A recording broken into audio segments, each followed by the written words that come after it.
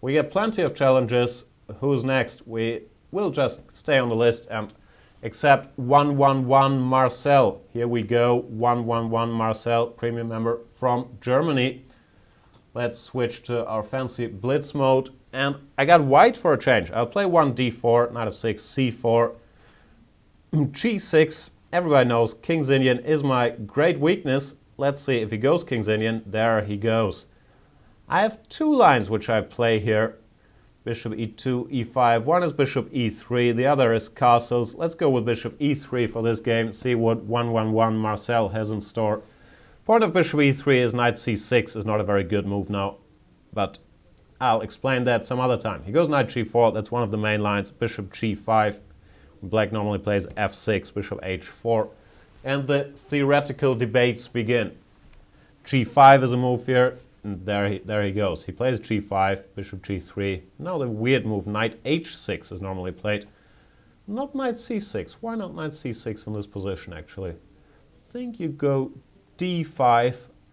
After knight e7, I'm going to have to think a little bit. I would assume knight takes g5 is a good idea there. Doesn't win a pawn because black has knight takes f2. But I think it's good exchange for me positionally, because after knight f2, bishop f2, fg5, I'll castle, and the black kingside attack is a lot less ferocious without his f-pawn. I can always go bishop to g4, g3 to control the square. And he is insulting my tie, which has happened before. I'm keeping it casual today so I can breathe and think freely, but it is a lovely tie. So, of course, we know he can only be kidding. Bishop takes g4. Not sure why I didn't go knight takes f2, which looked like would lead to a similar thing with an extra pawn. It is the King's Indian, however, so care is always very much required. I've gotten checkmated more than once. But objectively, this looks pretty good for me, since I am up a clear pawn, and it's an important pawn, the f-pawn, which often is the main spearhead of black's attack. Decide to castle into it. The one problem I have is my bishop on g3, which is a little passive. It's not the end of the world. One day I want to go f3, bishop f2. For now he plays king h8, which kind of indicates he doesn't have a very clear plan, so I'll just make random useful moves as well. Rook c1. Don't like that move, actually. It's standing in some knight d3, knight e2, knight forks in the future. Let's see what he comes up with. Now, my position is, of course, very, very good. He takes on g4, queen takes. I'm expecting black to go knight f4 sooner or later. And there he goes for it sooner. Probably some h5, h4 ideas in store. Not sure. It's a bit tempting to take this knight, but I think it would be a mistake, because after ef4 it would open up his lovely bishop. So I'll play passively or patiently, whatever you want to call it. I'll go queen d1 back to avoid h5 after, let's say, f3, h5 would have trapped my queen. f3 is part of my plan, so I'll do that now. Queen to e8 has been played. All sensible moves. The queen is headed towards the g6 square, h5. I will continue my bishop reclamation project. h4, not sure what that is about. Bishop e3, does he want to go h3? Nah, it doesn't look all that dangerous. Queen comes to h5, and it's time to think a little bit about stuff. Tempted to go h3 just to avoid any pawn breaks. Now the one thing I have to keep an eye out is knight takes g2 or knight takes h3, but I think black is not in time to ever get that, and I will go king h2 next move just to fortify the situation here. We can see he's planning to put his queen on d7 and sacrifice something there, but I promise to be careful and not allow that to happen. Bishop h6. Still gotta keep an eye out on g4 ideas, but nah, they don't really work yet. So I will go queen b3 and try to heckle him a little bit on the queen side. Play b6. This is what I was trying to provoke. Not sure it was worth provoking it, frankly. Now, one day I will start this typical King's Indian counterplay or attack with b4 and c5, make something happen on the king side, on the queen side. keeps maneuvering. He goes knight h5, wants to put this knight to g3. Be my guest. It's probably a good idea to remove this rook from the diagonal before I run into any knight g3, g4 stuff somewhere down the line. My position is still good. Now he's preparing the little trick g4, which I should probably stop, intending after bishop takes h6 to give g3 check. So I decided to avoid that by defending my bishop. You can see I'm struggling terribly to win a completely winning position in the King's Indian. Not very impressive display of my King's Indian understanding. The position is still good, however.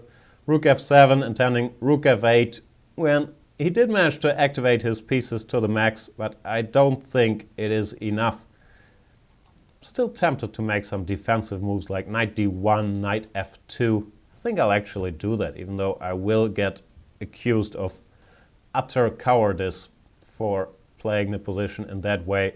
But my knight on g4 would look pretty nice. Rook g8. Is he still dreaming about g4 ideas?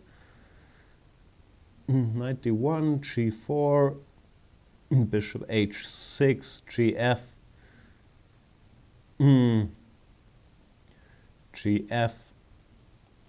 Nah, too complicated. We'll just play c5 and take it from there. Bishop f8. Take here.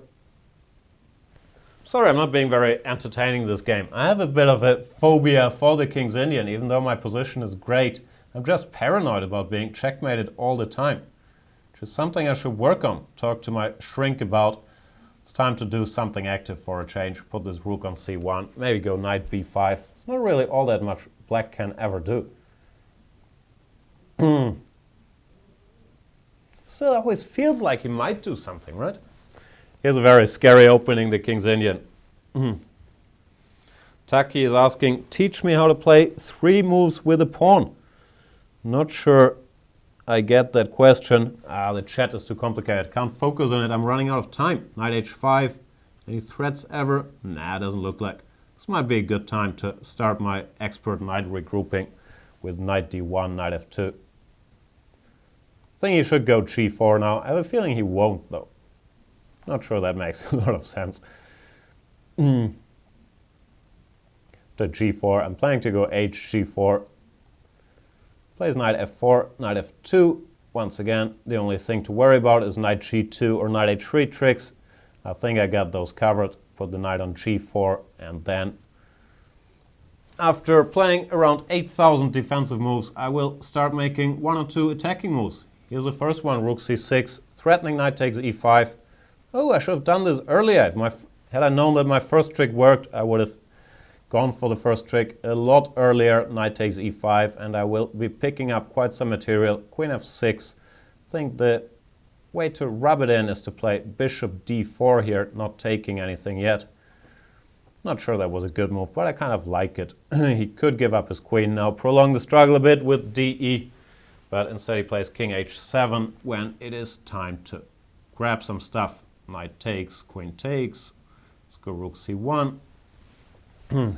g4 is switching to desperation mode, and why not? Black is a lot of material down, so you might as well try something, but I don't think it's gonna work, since I do get scared of the King's Indian, but now I'm so much material up that if I blunder something small, it's not gonna be the end of the world. And also I have this move rook c7. Gotta take some care about knight f1 there. There you see me blundering something small. Let's avoid that with queen f3, stepping out of any knight forks, and rook c7 is still gonna be pretty strong. Here comes the rook. Rook g7. Let's exchange some more stuff. Simplify. Life is too complicated anyway. Knight f1 is a nice try, but I will take it with a queen. And I'm up a lot of material. Was a bit slow this game, but fortunately I'm still ahead on the clock, and I think I have enough time to mate. There we go. Thanks for the game, 111Marcel. And so far I'm living up to my promise of, well, not really crushing everybody. Can't say I'm crushing, I'm more whining like a little girl about the King's Indian, but I did manage to win the game. Until recently, chess was like this. Chess24 brought you this. Live interactive broadcasts from top tournaments with computer analysis and video commentary by the likes of Jan Gustafsson, Lawrence Trent and Peter Svidler. A play zone where you can take on opponents from all around the world 24/7. Interactive beginners courses ensuring you pick up the basics fast while having fun. A tactics trainer to sharpen your chess by solving puzzles adapted to your level. Hundreds of interactive videos letting you watch and learn from star players such as Vichy Anand, Peter Svidler, Paco Vallejo and Hu Yifan. You've given up on that outdated computer? That's why there are more reasons to use Chess24 on mobiles and tablets. Full playzone access, including pre-move. A tactics trainer so you can stay sharp wherever you are. Computer opponents you can challenge even when you're not online. Live broadcasts of top chess events. And the half? It's free. Well, that's half true. Most features are free, but limited for registered members. For a mere €99 per year, however, you can step up to premium membership and gain unlimited access to our video library. That and much more. See you at chess24.com.